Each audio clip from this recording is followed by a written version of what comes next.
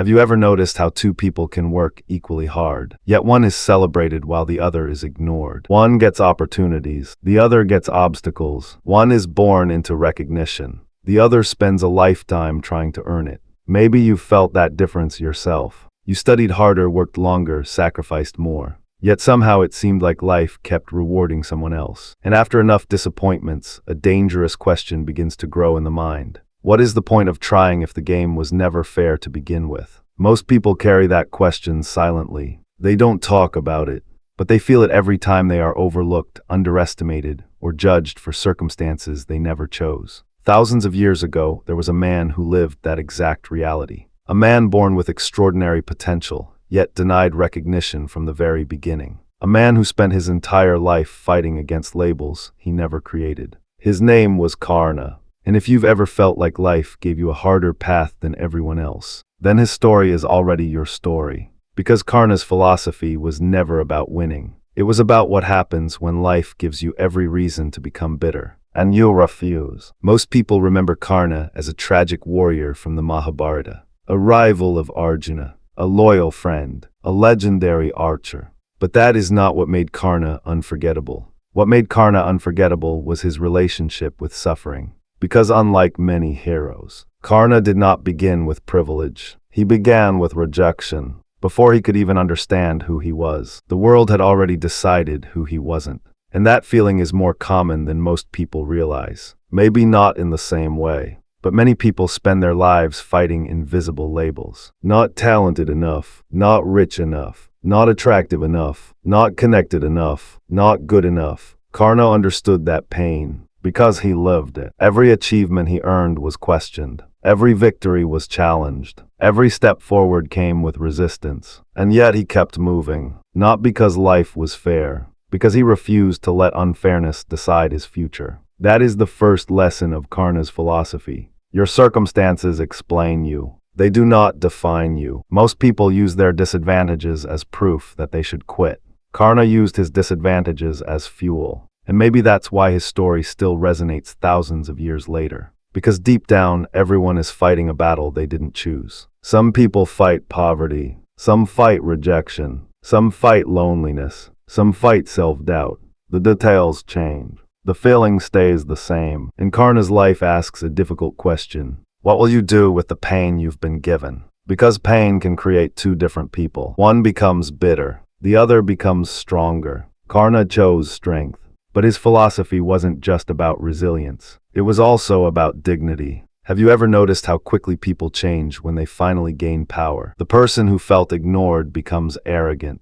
The person who suffered becomes cruel. The person who was rejected starts rejecting others. Karna had many reasons to hate the world, yet he remained generous. Even his enemies respected his willingness to give. And that reveals one of the deepest parts of his philosophy. Do not let suffering turn you into the thing that hurt you. That is harder than it sounds, because pain always tries to reproduce itself. Someone hurts you. You want to hurt someone else. Someone disrespects you. You want revenge. Someone closes a door. You want to close doors for others. Karna fought that temptation, and that battle was greater than any war. But there is another side to Karna's story, a side that makes his philosophy uncomfortable, because Karna was not perfect. And that's exactly why he feels human. He was loyal, sometimes too loyal. He stood beside people who did not always deserve it. And that loyalty eventually cost him everything. This is where Karna's philosophy becomes complicated.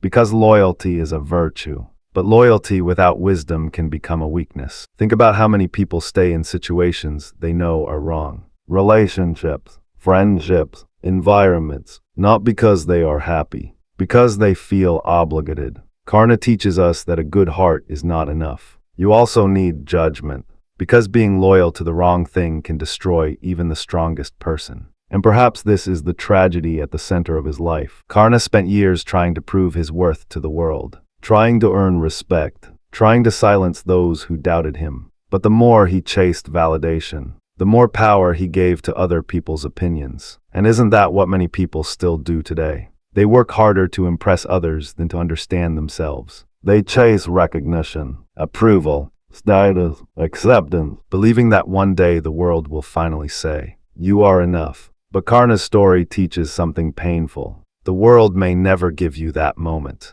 Some people will misunderstand you no matter what you do. Some people will judge you no matter how much you achieve. Some people will only see your flaws. And if your self-worth depends on changing their minds, you will never be free. That is why Karna's philosophy is ultimately about self-respect, not ego. Self-respect. The ability to know your value even when others refuse to see it.